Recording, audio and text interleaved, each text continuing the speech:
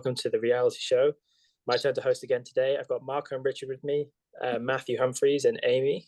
Thank you for joining me, guys. So let's just get stuck into it then. The first topic we've got is whether the IDF is near to victory. So kind of the biggest item in the news about the war today was that the IDF had declared that they'd captured the Hamas parliament, the seat of the Hamas government, and the headquarters of the police. And this is kind of a major thing, at least in my mind, because those three things are big symbols of a government and of their ability to rule over a certain area. If an army's going into an enemy's territory, capturing the government, capturing the legislature, and capturing the police headquarters, that makes it very, very difficult for the government of that area to function at all. And I was watching some people talk about this on Twitter, and some people were very optimistic, some people were really pessimistic. Some people think that this is kind of close to Israel winning the war, and some people think that actually, even if this is close to victory, this isn't close to winning the war at all, or actually the combat's going to go on for a lot longer. So what do you guys think about? So Marco and Richard, I'll come to you guys first, just since you're first on my screen. What do you guys think about this? Do you think it's close to being over? One of the things people were saying why it's not close to being over is because a lot of the Hamas leadership is actually based over in Qatar. Do you think that has an effect on this? Well, it's definitely a good news. It's definitely a success story that finally we hear about. My only concern is that, just look at Iraq and previous wars. You capture infrastructure, you disable the evil government, if you like. But winning the war means changing the culture. Unfortunately, the evil is a phenomenon from the consciousness of the people who live in the area. It's not something that you can just destroy with a bomb. So hopefully, if Israel sets up a sort of administration of some kind, similar to what the Americans did in Japan, it's going to take 10, 20, 30 years, and re-educate, spread civilization among the people in Gaza, perhaps they're going to move towards a peaceful situation. But because of the culture in the area, I'm very skeptical. Yeah, I mean, I'd second that. I mean, it's a necessary step. This is what's required for the very elementary level of a military victory. But there's much more than a military victory necessary, and even that in itself is a long way off, because you've got to deal with all the tunnels, you've got to deal with all the rockets and everything from a military perspective. But then you've also got the psychological one, and that victory is a long way off. And when your enemy is religion and altruism, as well as Hamas, and you haven't defeated that when you're also employing it yourself.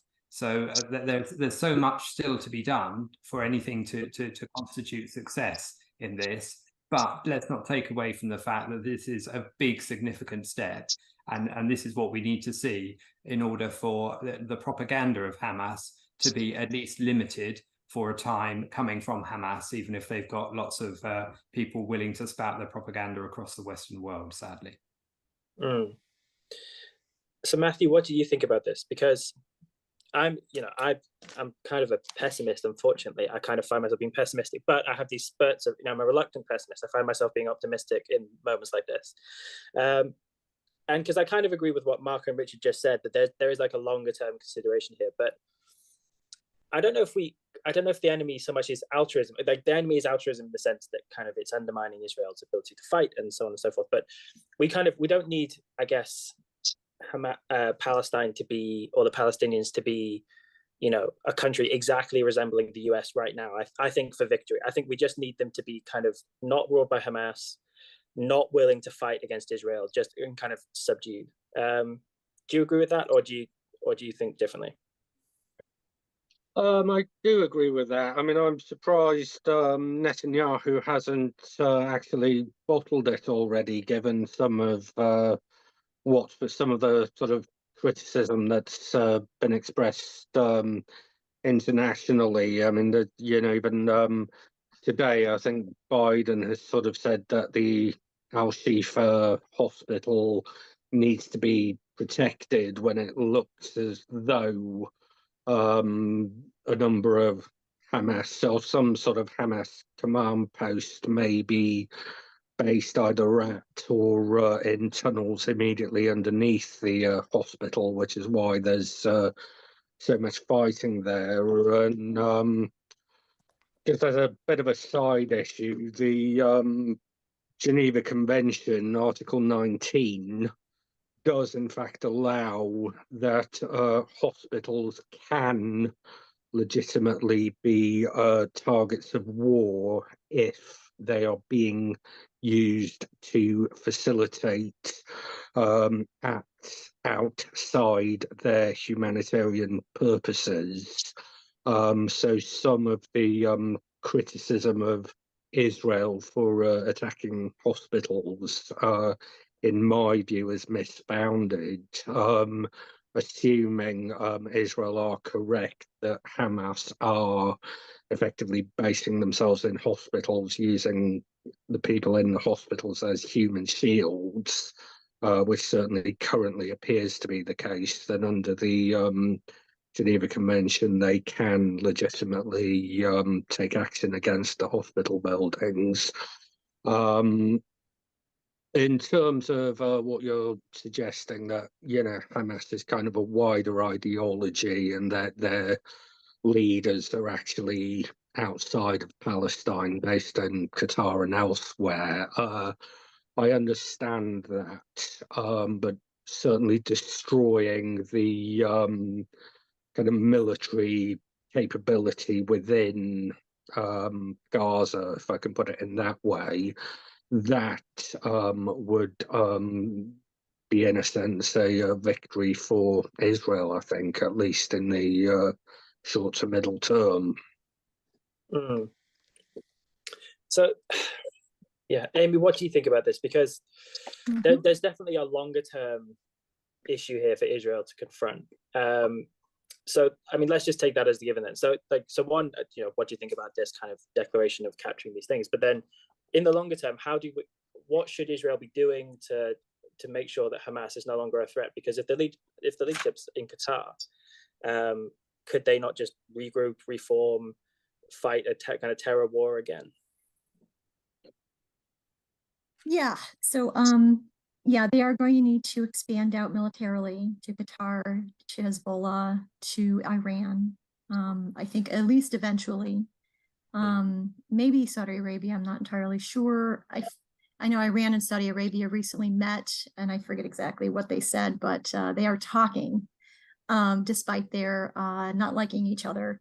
But eventually in the long term, so they're going to have to realize it, just like America had to import our Western values and inject those into the Japanese culture, that Israel is going to have to do the exact same thing with the area around them. Anybody who wants to attack them, they're going to have to obliterate them, bring them to their knees, crush their spirit, really convince them that it's going to be impractical to do anything about Israelis and getting them to leave the area, and then take over. You know, send the children to schools where they'll actually not be indoctrinated.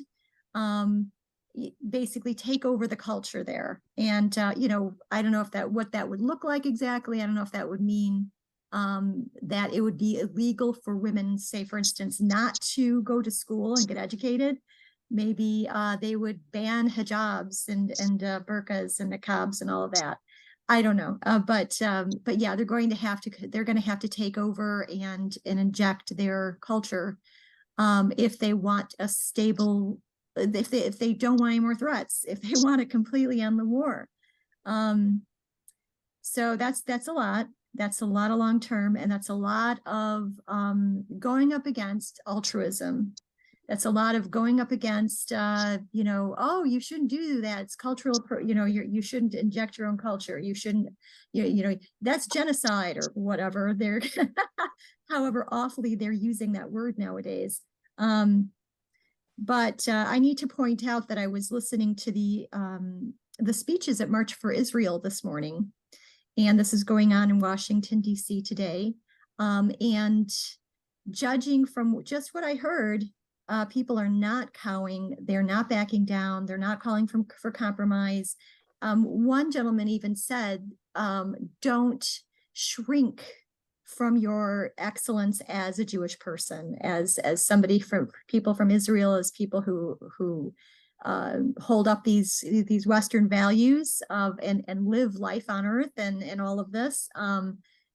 Don't and don't accept people who are trying to basically guilt you into believing that you're wrong about this. Stand up for Israel. Israel has a right to exist, and there's a lot of supporters and a lot of good words out of this March for Israel so far. I'm gonna watch all of it later, but it was very encouraging, and I'm very happy to if they can sustain that level of moral certainty, then I have some hope.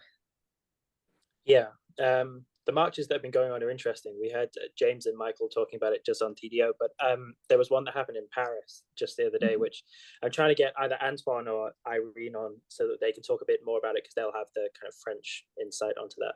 But that was very interesting about how these kind of counter protests are going on in these countries. But just to come back on that, Amy, because the Japan example is a good one, I think, because pre-World War II Japan under the rule of the emperor, it is such a night and day different country from Japan nowadays. Even Japan nowadays is kind of traditional and conservative, but it's nowhere near, it doesn't have this kind of religious cult figure leading it and so on and so forth, where people have been raised to kind of be indoctrinated into admiring the emperor. And that's a really radical change that you can engender in a country. And I kind of wish that I knew the history a little bit more, because how do you do that? Because to me, because I'm sure probably at the time. So go on. Yeah, let me just one distinction, but actually one not distinction but similarity between the Muslim fundamentalist Islamic authoritarian culture and Japan during the emperor was you both had soldiers willing to commit suicide in order to try to destroy the enemy. So in other words, you had I usually use the term death cult, religious death. And so in other words, it's a religion or a primitive philosophy where they're worshiping a deity or an emperor, whoever it is, and that you have honor. You can't wait to, kill yourself in the name of whatever you're upholding as a deity or an emperor or whatever. So yeah, you've got so the thing is that if you can get rid of that that aspect of Islam, defang Islam, help reform it, or get rid of it,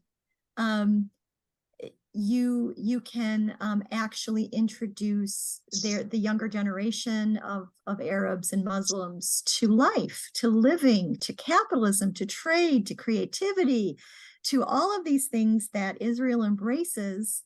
And I just, it is absolutely bizarre. I mean, the worst thing that we ever said after 9/11 in America, in the United States, and the world, was that Islam is a religion of peace.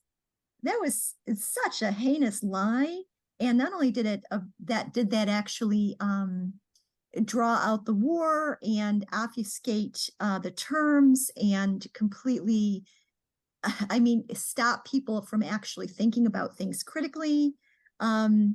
It kept those Muslims in the Middle East under the tyranny of this death cult. And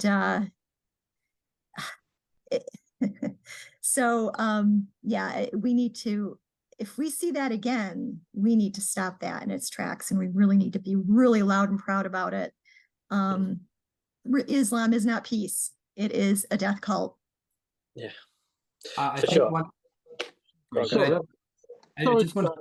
I've studied a little bit of Japanese history, and the sort of key thing in the run-up to and during World War II was that Shinto, the kind of traditional Japanese religion was it was basically twisted up in a way such that the population were convinced that the emperor was essentially the incarnation of God on Earth. And the kind of key thing after the Japanese surrendered, apart from the fact that they just had two cities completely obliterated by nuclear weapons, was that the emperor essentially publicly accepted that this notion that he was somehow divine was actually complete nonsense, and he accepted that he was. You still there, Matthew? Matthew's been punished by the god. By the god of Perhaps Shinto. Perhaps I could pick up off the back of Matthew, because I wanted to raise a point about Japan myself, because I think there is a distinction between the two. Sorry, Matthew, I realise you're back there. Do you want to finish off? You were frozen for a moment. Oh, sorry. What I was saying was that the emperor essentially accepted that he wasn't a divine being, that he was although born into a sort of privileged position, he was a human. And how you apply that to Islamic fundamentalism, I'm not sure, but there needs to be this. It seems to me, be this kind of critical moment where they are just shown that their ideology is completely wrong. But how exactly you do that, I'm not sure. Sure. I think one of the key challenges that makes the distinction with Japan a little troublesome for me is the fact that yes, at the end of the Second World War, you can hand the emperor a pen and say, "Here's your new constitution, sign this," and because of, as you say, Hiroshima and Nagasaki, and you know the war itself, he's going to do it because you have a single leader here on Earth for Japan. And because the Japanese culture is such a compliant culture, which is what made some of them kamikaze pilots in the first place, they will go along with that new decision by the emperor that this is the way we're going from now on, as opposed to Islam, which has no single figure here on Earth. And in fact, the only figure of any import is the imaginary one up in the sky that nobody can say truly what he's agreed to or what he hasn't. So whilst you may get various different bodies or figures to agree to comply for now, there'll be so many that don't comply or see themselves only as biding their time to when there's a greater opportunity to reverse things, for Allah, that it becomes quite very tricky. I mean, I can't say there's another alternative to the proposal, and obviously it's the cultural change and it's the demonstrating of Western values within education, etc., that Amy was talking about, which is obviously a crucial element of that. But of course, we've got the history of Afghanistan and the Taliban to show how no matter how much you try and push a culture on people, if they see an opportunity to reverse it and go back, then it's the brute force of religion that'll come crushing over and wipe you out again. So it's always a tricky. And also culturally, Japan was never worshipping death in the same way that Islam does. They were super warped by a massive sense of duty towards the emperor or towards the country, but beyond that, they don't worship death. And that's quite a stumbling block that's very hard to get around, and it can only be done in decades of education and spreading civilization, really. Yeah, I'd like to just respond to that real quick. Thanks for pointing that out, Marco and Richard.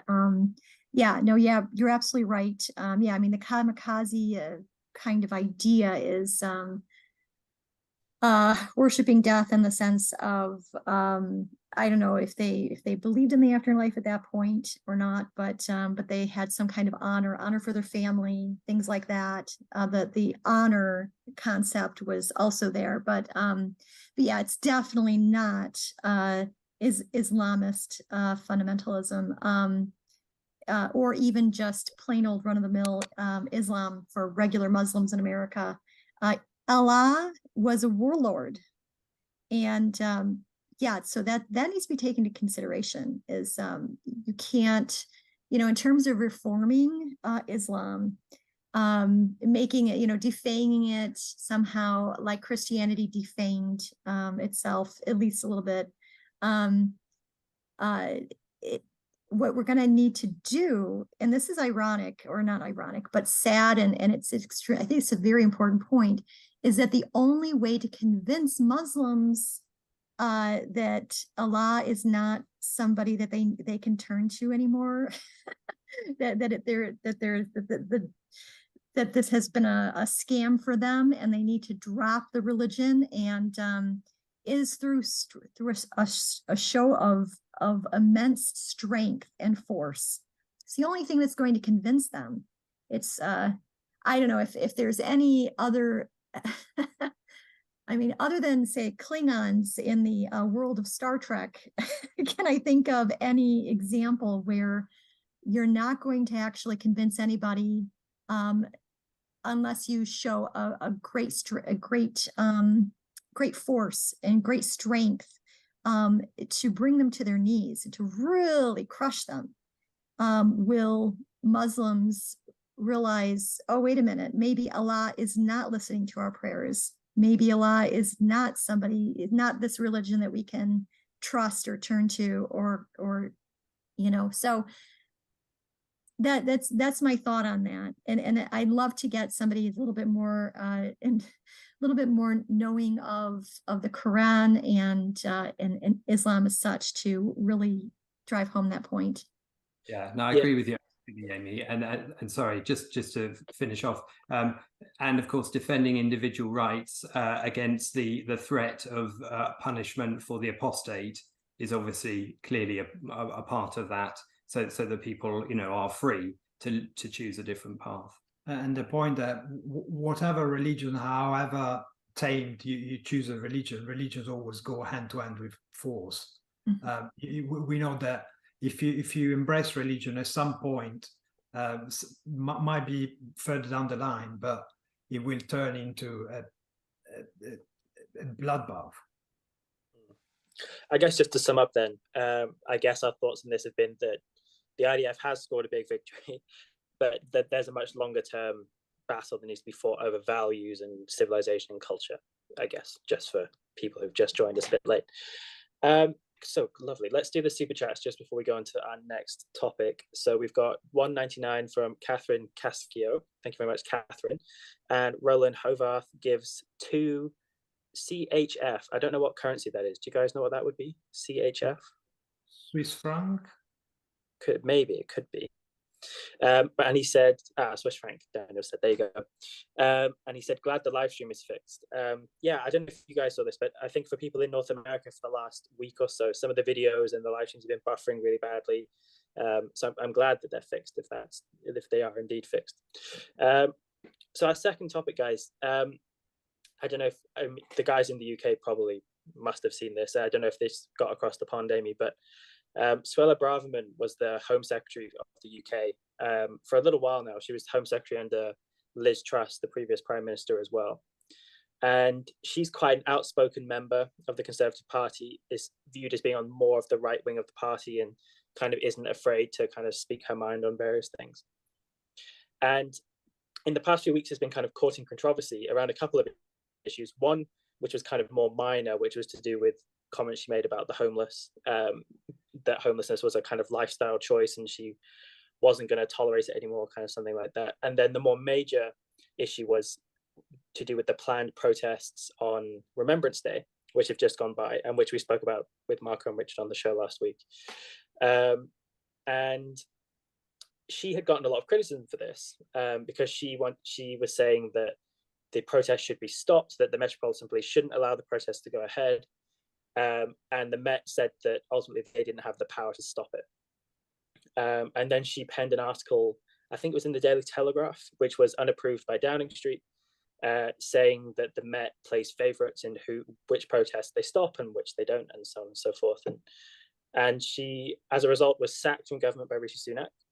James Cleverly, who was the foreign secretary, was promoted into her position of home secretary. And then in a move I think nobody expected, David Cameron, the former prime minister, was brought out of the political wilderness again and made foreign secretary, which he's eligible to be, even though he's not a member of the House of Commons, he's a member of the House of Lords. He's now Lord Cameron.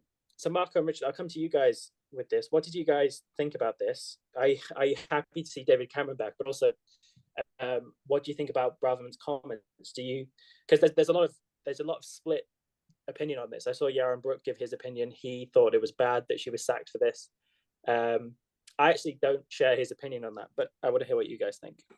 Yeah, well, first of all, in the last hour or so, she wrote an open letter to the prime minister where she actually savages him by saying that he's failed in achieving the goal he wanted. He actually is just after his own political career and survival. So she's really not pulling punches. Good for her, to be honest. Going back to what happened to her job as Home Secretary, it actually turned out that Cameron was approached for the job of Foreign Office way before Suella was sacked. So it suggests that there were some positioning within government much earlier than the comment she made. The comment she actually made was that she called the marches for. She was against these marches going on. She wanted the police to ban them. She called them hate marches, and we saw on actually Saturday that the marches that everybody agreed on, that peaceful people actually were calling for the destruction of Israel, people with swastikas and all this kind of stuff. So we know that calling hate marches is not really far off the mark. And then the accusation of the police being softer on certain causes than others. There were pictures of policemen, officers, taking pictures with children in the full Hamas outfit, and they were posing there. It's like, would they ever do that with a kid dressed as a little Nazi or a KKK member? They wouldn't. They would stamp it out straight away. So about Cameron himself, well, he was a bit of a failure as a prime minister, frankly. He's a center-left guy. So in the next general election will be fought between the center-left on the Conservative side and center-left on the Labour side. So it's going to be a great choice for Britain. Cameron was he actually won his general election in 2015, the second one. The first one was a coalition. He won in 2015 just because he promised a referendum on Brexit. That gained in a very thin majority was enough for him to become prime minister. Following that was a litany of disasters, especially abroad. Like he was involved in Libya with France and Obama. He cocked up Syria with Obama and all the rest of the crew. He couldn't get a single concession from the EU in order to avoid having a referendum. What was he going to do as a foreign office minister? I do not know, because to me, he hasn't got a very big CV, to be honest. Okay. Well, I agree, obviously, with all of that. I don't want to hog the airtime. So let me just talk about Braverman for a moment, the Home Secretary that's just been fired. Let me quote from the article in the Times where she made the key point that I think was allegedly used for the reason she was fired. But as Marco points out, they're already lining up a replacement before she wrote the article. So, the writing was on the wall. But what she said was, talking about the police here, she said, aggressive right-wing protesters are rightly met with a stern response, while pro-Palestinian mobs displaying almost identical behavior are largely ignored, even when they are clearly breaking the law. And she accuses the police of playing favorites. And that's exactly what Marco was describing there, an incident of police officers fist pumping with pro-Palestine marchers on the march, and allowing people to paint on their faces, and of course going back a little, kneeing during BLM marches and all that kind of thing, whereas being quite robust when policing anti-lockdown marches or some of the right-wing marches where some of them are called right wing, where they're not. Some of them are genuinely a bunch of thugs. So there's a range there, but they're very, very firm when policing those. So I think she was fired for telling the truth, and I think there is a big silent majority in the UK that recognises a lot of what she says. The interesting thing about her resignation letter, 2.5-page resignation letter that Marco referenced there, is the real detail in it. Not just the accusations to the Prime Minister, but the ways in which she set out on the conditions she would take the job, and the ways in which the Prime Minister betrayed her, undermined her, refused to come back to her, and made her position untenable. So it's firm and robust and precise, and sounds extremely convincing for that. Just before I go to you, Matthew, someone just sent a super chat. It was Ashley Shrod who asked, what does a Home Secretary do? So the Home Secretary, I'm not sure exactly what the American equivalent is. I think, is it the Interior Secretary or something like that? It's the person who oversees domestic affairs, in effect. So who is effectively who oversees the police force, whereas the Foreign Secretary, I think, would be the American Secretary of State. So who the Foreign Secretary deals with relations with other countries, warfare, things like that. Whereas the Home Secretary is basically the second most authoritative rank in the UK government. They're a very powerful person who oversees the affairs at home, so to speak. So Matthew, same question to you, Matthew. What did you think about her sacking? What do you think about David Cameron, and so on? Well, I sympathise with most of what she said in her article in the Times. I'd say on that particular issue, I understand exactly where she's coming from. I disagree with her massively on certain other issues, particularly her approach to immigration.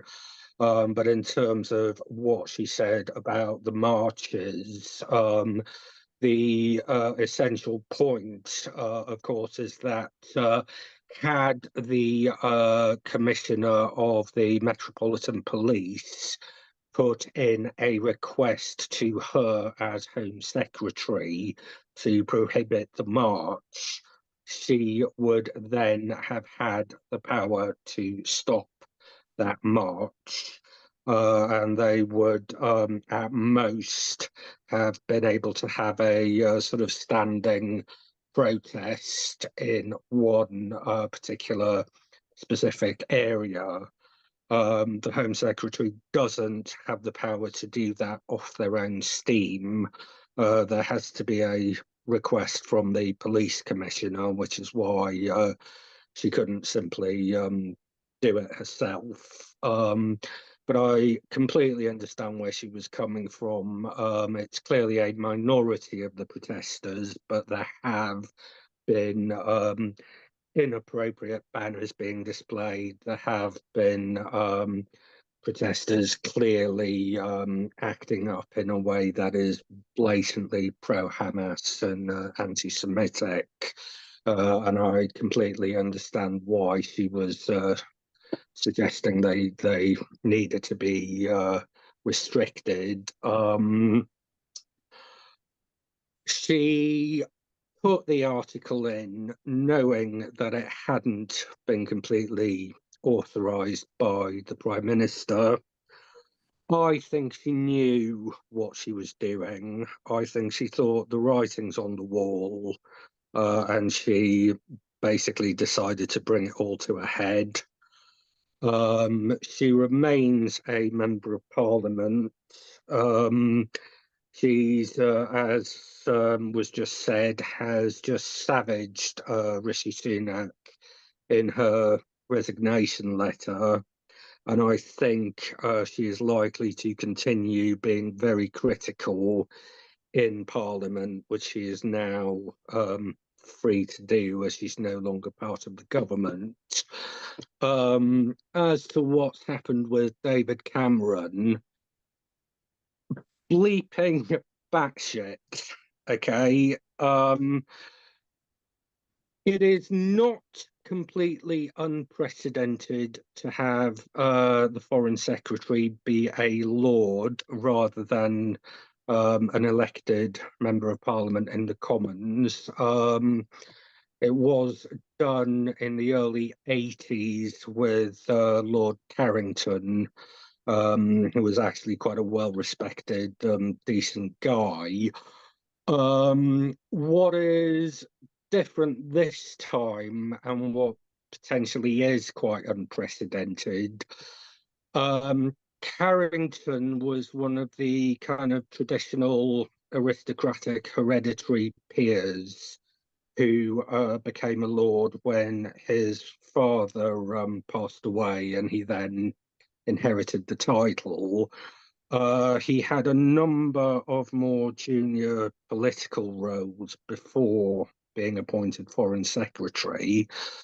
With Cameron, and let's remember, this is a guy who called a referendum on our membership of the European Union, led effectively the Remain campaign, lost his own referendum, threw his toys out of the pram, resigned as Prime Minister 2 days later, or whatever it was, then stood down a couple of weeks later as a Member of Parliament, having said he would see out his term as an MP.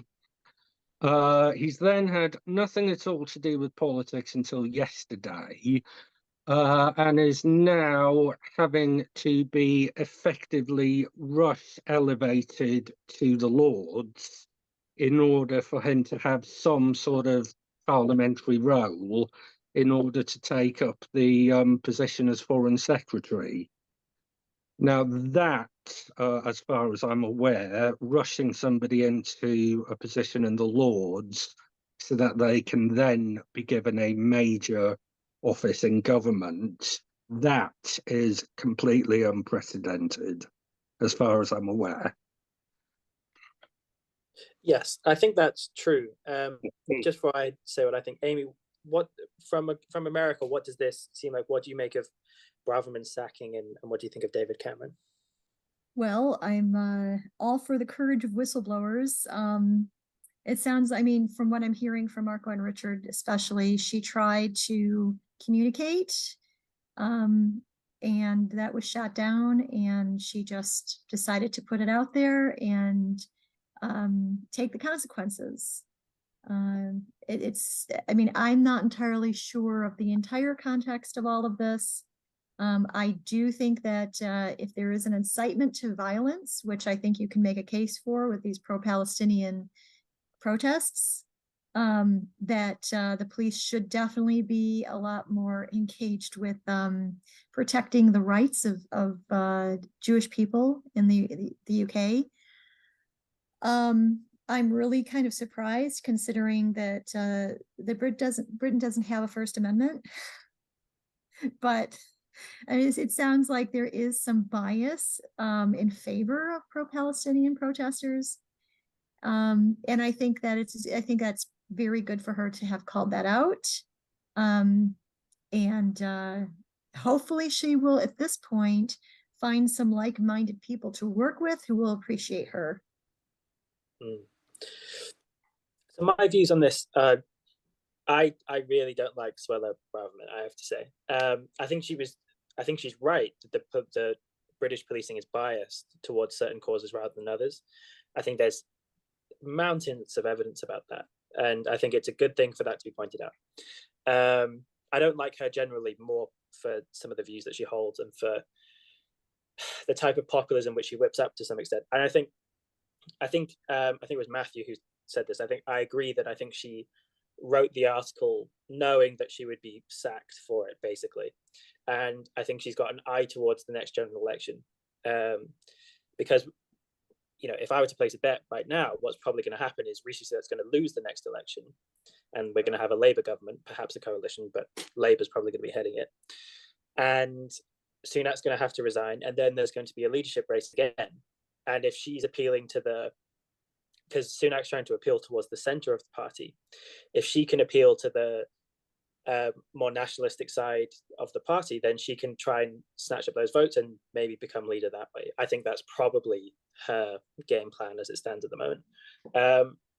But then part of the problem I have, I think, is that when she was talking about the march, she was talking about using hate speech legislation to stop it. And, you know, I don't disagree at all that the people in the march were despicable, that the signs they held up were despicable, that they're by a minority, there was some violence and agitation. But she was basically saying under hate speech legislation, this shouldn't be allowed to go ahead. And that's probably true, except I just don't think she should be using that legislation at all. And I suspect if it were a different group who were marching, a group that she agreed with, I suspect she wouldn't want to be using that legislation against them. That's essentially why I have a dim view of it. I think it's a very good thing for her to stand up for Jewish people. I think that's good rhetoric for our government to be putting out there, and to say that, look, we really don't approve of people who are supporting a terrorist group which is attacking our ally. I completely agree with that. But I think the hate speech legislation, trying to use that, I think that's a really bad thing. No, yeah. Sorry, can I cut in? The power she could potentially have used on request from the police is under the public order legislation. The test is whether the commissioner of police is saying that there is a potential for such disorder that they are going to have real difficulty policing the situation. Yes, so that yes, but the original thing that she was saying against the march was that this qualifies as hate speech, and not even just against this march, but against all kind of pro-Palestine demonstrations that we've seen over the last few weeks. Unless I'm mistaken, but I'm pretty sure that was what she was saying, that she would like to use hate speech legislation against them. And then on David Cameron, I think I'm in agreement with basically what's been said, that when I was he came into office when I was just about entering my teens, and he was kind of the devil as far as I was concerned. He was like the symbol of like mediocrity and stagnation and corruption in British politics. And I was really glad to see the back of him, and to see him, having left the Commons, sail back into the House of Lords and therefore sail back into government is really quite disheartening. I can see probably why Rishi Sunak's done it. I think it is a strange choice, but I think he's also has an eye to the next general election and is trying to position himself as someone who's got good people in government, who are centrists, who aren't going to rock the boat, and so on and so forth. But Mark and Richard, did you have something to say? Yeah, well, I was going to say, I agree with you. I wouldn't want the march to stop on the ground of flimsy reason like hate speech and stuff like this, because I much rather have an effective police that picks up the people who are inciting violence or being anti-Semitic, rather than stopping a whole protest. Because, you know, some people were genuinely bamboozled. They don't really hate Israel as such, but they just follow the flow. About Cameron, I mean, the thing that really sticks in my craw, that guy, his government actually proposed to build a nuclear power plant with China, and now is the guy who's going to be in charge to talk to the rest of the world. Oh God, I don't think it's going to bode very well for Israel, to be honest, because the guy is clearly an appeaser, not very good at it, and he seems to have a penchant for dictators all over the place. So I think on the Cameron side of things, I think this is a terrible night. It's naive and ludicrously awful decision by Rishi Sunak. Not only are you suggesting that among your 350 MPs, you haven't got one that's suitable for the role of Foreign Secretary, so you have to parachute somebody into an invented office, position in the Lords, just so that you could make him your crony, leader of the Foreign Office. it strikes me as an enormous cry from the Conservatives that says, I just want it to be 2015 again. I want it to be pre-Brexit. I want it to be, a pre-wokery. I want it to be pre all of these hassles we've got now. If I just bring the guy back in who was in charge in 2015, that'll just make it so. And that's just so naive and stupid that it's doomed to fail. I agree with Mark on was saying, and both of you, in terms of the hate speech not being the way to do it, and certainly not banning protests, as we've said already on when covering the subject on this channel.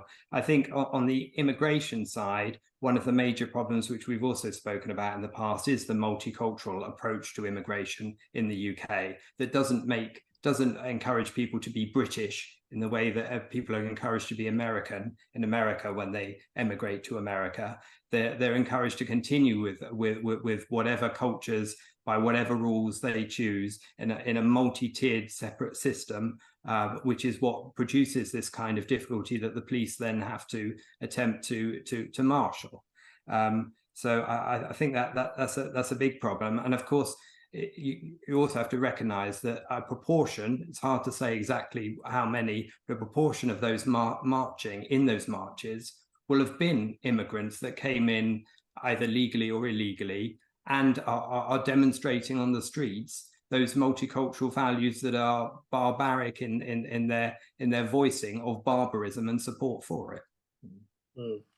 Not all of them, but a proportion. Yes. I guess one thing we should just make people aware of is that David Cameron was not a particularly pro-Israel prime minister, which is partly why people are concerned about him being made foreign secretary. In one of the articles I sent to you guys, it was talking about how one of the first things he did after becoming prime minister was he went to Turkey and gave a speech condemning Israel. And he would openly refer to Gaza as an open-air prison, and there can be no peace, and so on and so forth. Quite a shocking position for him, really, to be taking, given the branch of the Tory party he's from, but nonetheless, that's the case. Matthew, I wanted to pick your brains on something. One of the reasons people were criticizing Suella Braverman was that her actions constituted a breach of impartial policing. Now, is that a fair criticism? Because I can see something there that if the police are trying to accurately do their job and do their job justly, and the government is reaching in and criticizing them, does that breach their impartiality, or is that even a valid idea, impartial policing? I think the correct term would possibly be the independence of the police, insofar as the government makes the laws and then the police essentially enforce the laws.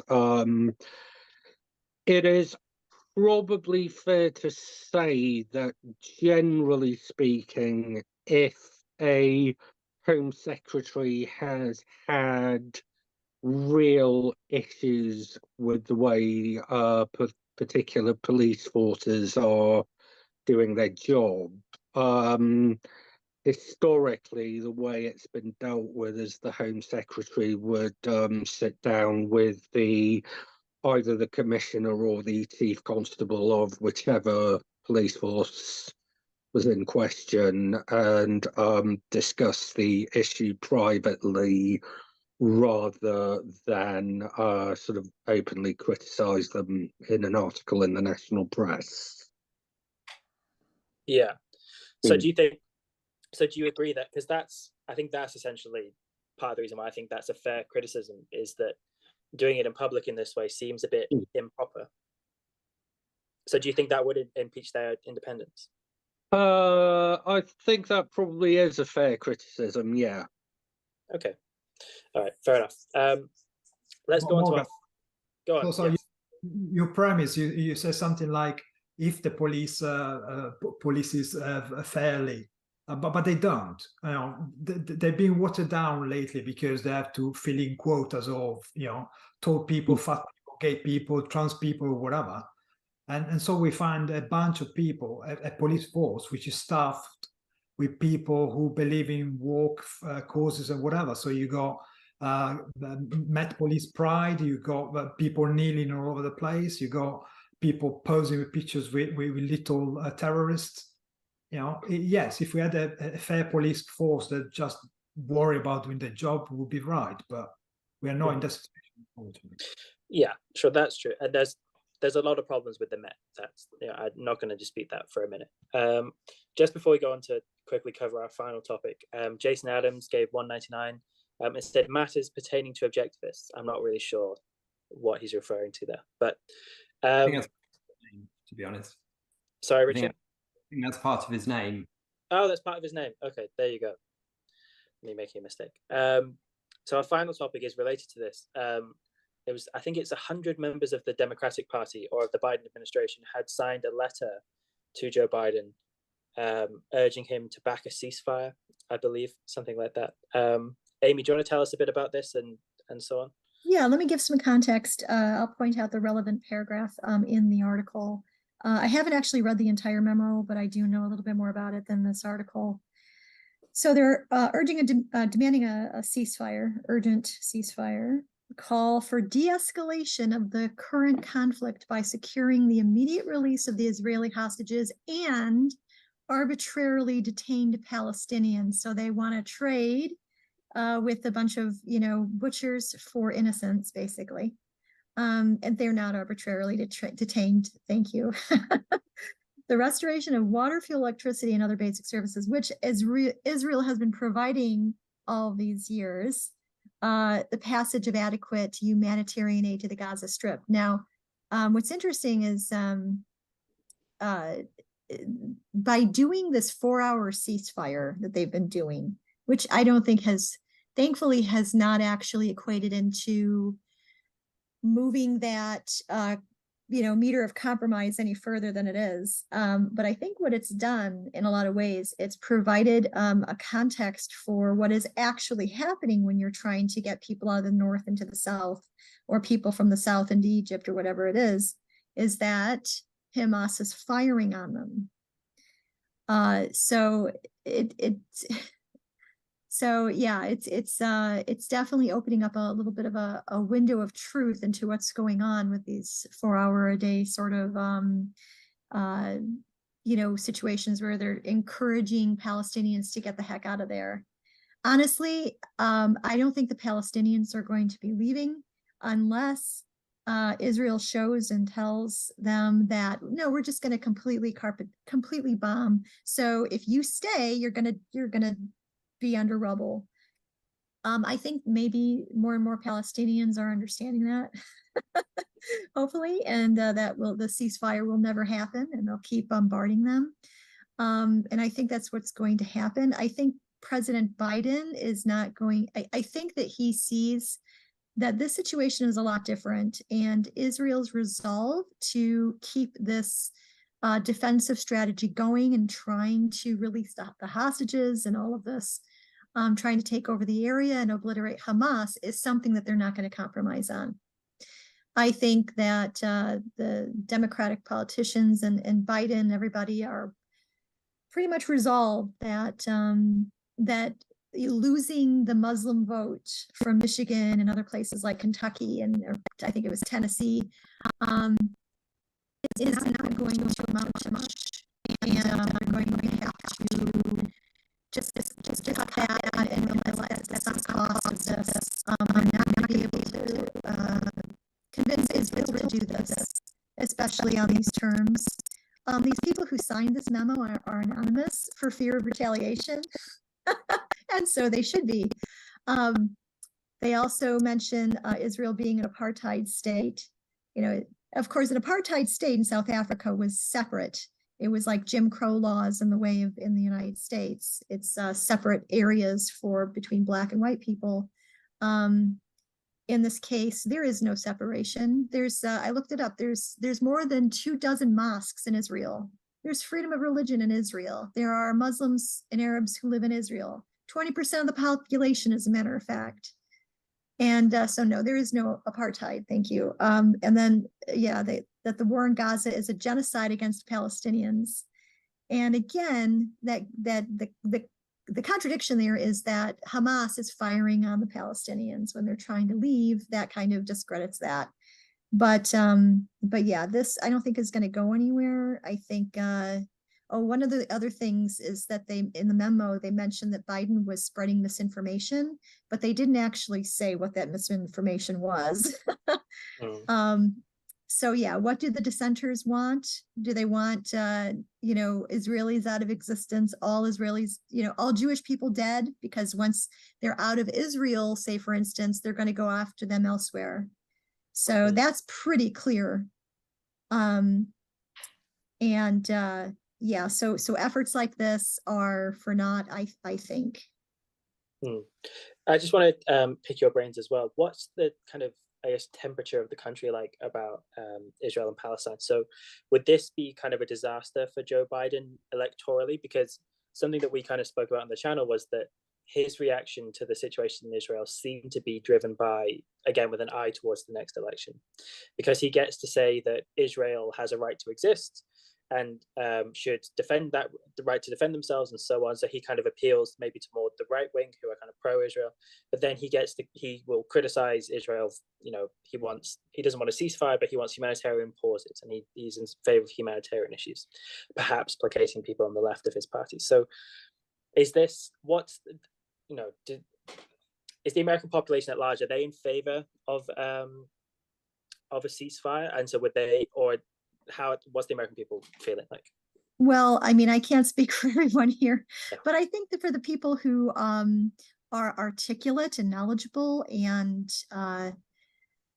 who have positions of influence and who can speak intelligently about this, there's no sense I don't think what Joe Biden is doing is political pandering. I think that the reality is he can't get around the reality of the situation. So he might be able to pander a little bit to his base and say, oh, there's 4 hours a day of ceasefire, but that's not getting them anywhere. And that's not making the Palestinians and Hamas look any better than they are. So, and I'll tell you what, there are some more interesting developments in the States. Gal Gadot, who's originally an Israeli, she played Wonder Woman in the movie.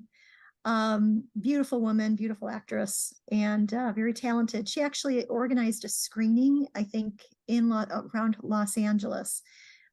They actually created a documentary, and I don't know how I can only imagine how horrible it would be to sit through, but it's important that they documented, all of the social media videos that Hamas did when they were kidnapping and raping and burning and all of the stuff that they were doing. And so they put together some kind of documentary in which that there was a screening. I found this out because there was some sort of scuffle with a pro-Israeli and pro-Palestinian, just two people getting into a scuff outside of it. Thankfully, it was no more than that.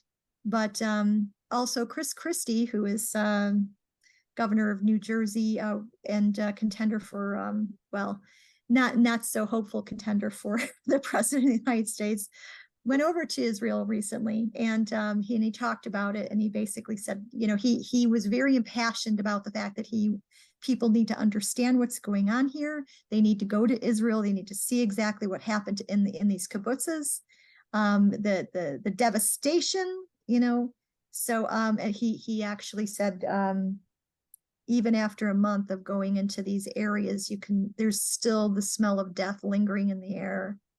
That was a powerful statement. And also,